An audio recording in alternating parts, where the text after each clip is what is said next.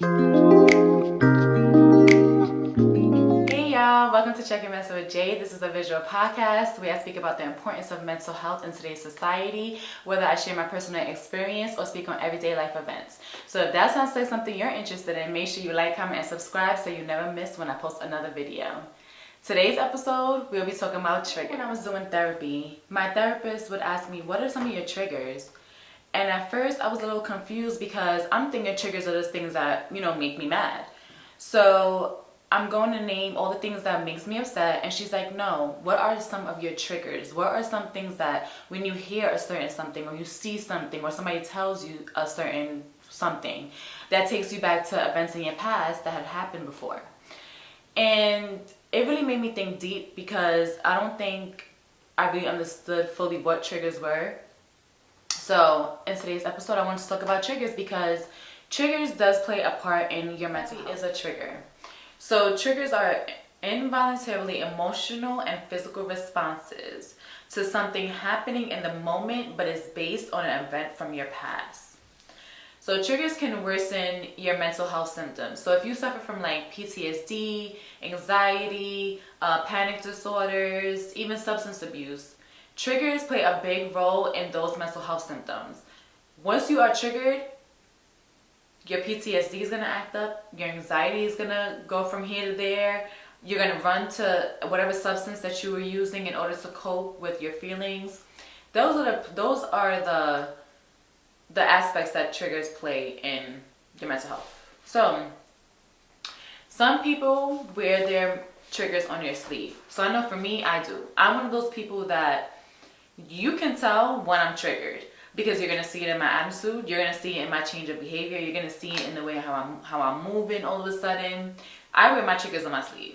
Then there's other people who wear their triggers internally, as far as you won't see it at all. But when they're by themselves and they're alone, that's when they'll either cry excessively or they'll be angry, or they just would turn into a depressive state. So you wouldn't really see them being triggered. Triggers, they look like loneliness, they look like sadness, they look like insecurities, stress. External triggers is more like, say you're listening to a song and you're like, oh, this song reminds me of XYZ.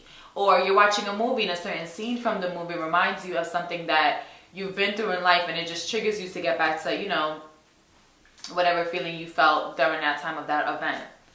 So triggers play a very important role in mental health.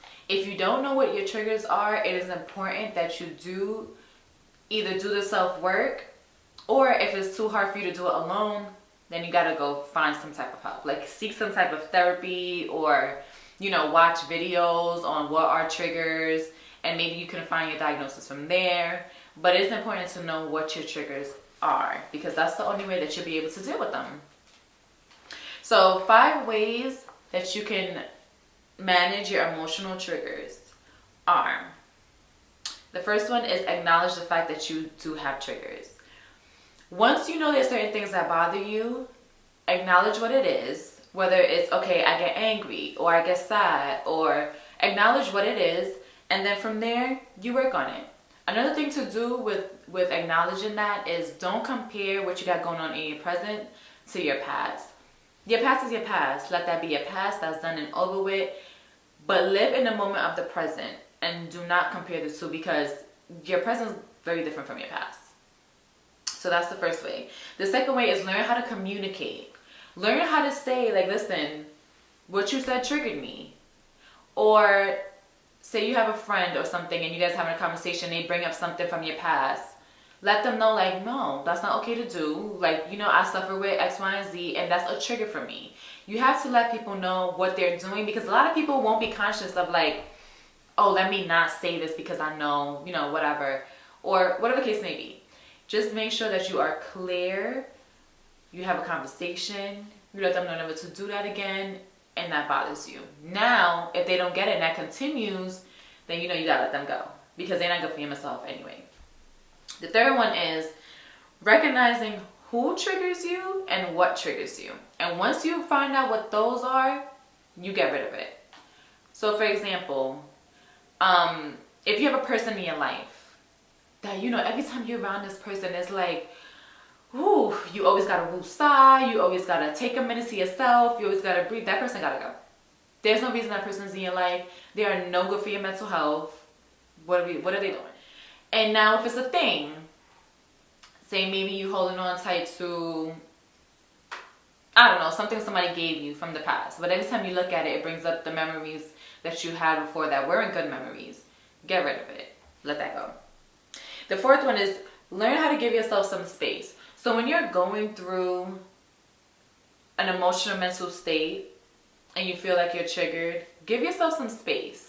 It's okay to go and disappear for a few days to get yourself together. It's okay to not want to be bothered, to turn off your phone, to keep to yourself, just so you can recoup, get back into your normal mental state where you're fine, because you don't want to also drag your negative energy amongst other people.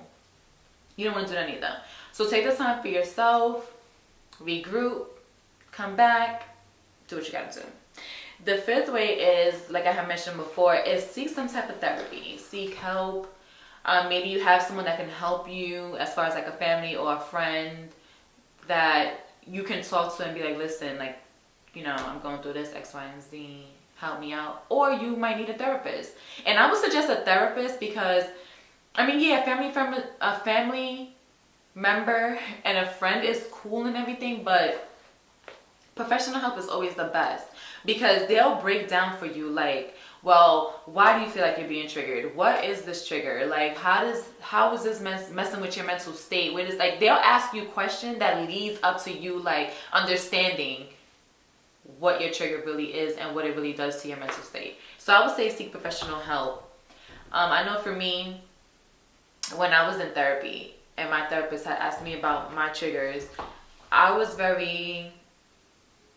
not confused, but at first I didn't know what she was talking about. I'm like, I know what gets me mad, but like, what do you mean triggers?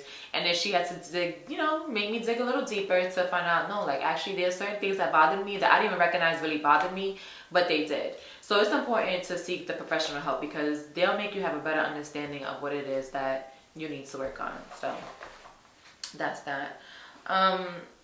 Also, another thing that I want to mention with this whole trigger thing is, if there is someone in your life that triggers you, please don't hold on to them. Don't hold on to them. You give someone a lot of power once you allow them to trigger you. They gotta go.